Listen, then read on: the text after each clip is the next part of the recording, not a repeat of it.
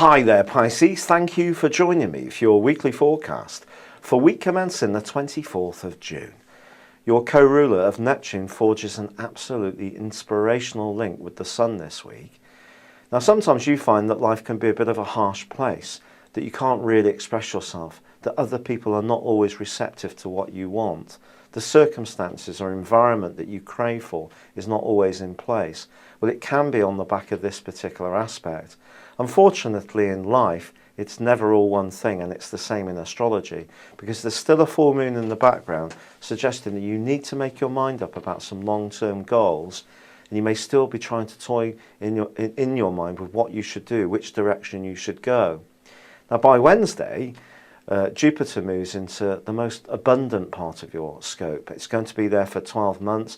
Once more, it's going to be flagging up the potential for expansion, for joyousness. This can be to do with having children. It can be to do with falling in love. It can be to do with demonstrating what a genius you are.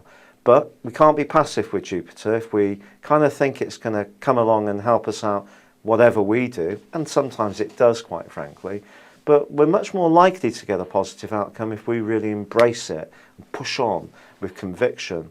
The problem is, on the same day, Mercury starts a retrograde, and that's not necessarily going to be a helpful thing. It just suggests that some of the things that you're feeling bubbly about may seem to hit some kind of barriers, just as I'm saying to you that the environment will be more permissive for you.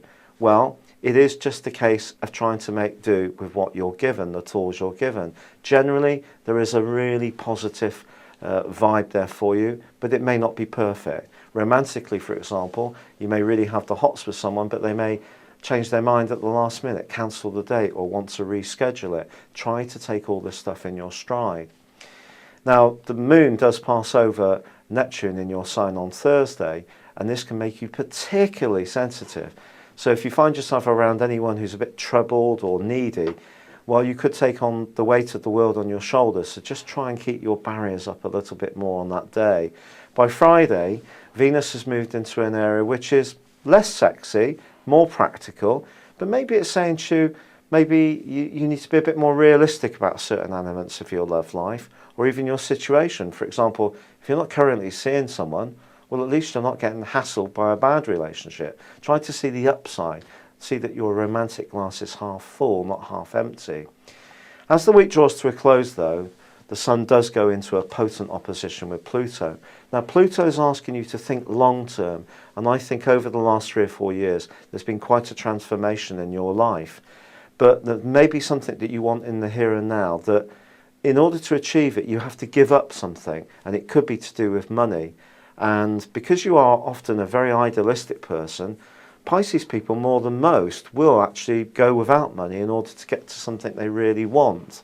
But at the same time, we have to keep a roof over our heads and feed ourselves. So some kind of dilemma may come up as this week draws to a close. It's been a pleasure being with you. Thank you for joining me. Good luck and goodbye for now.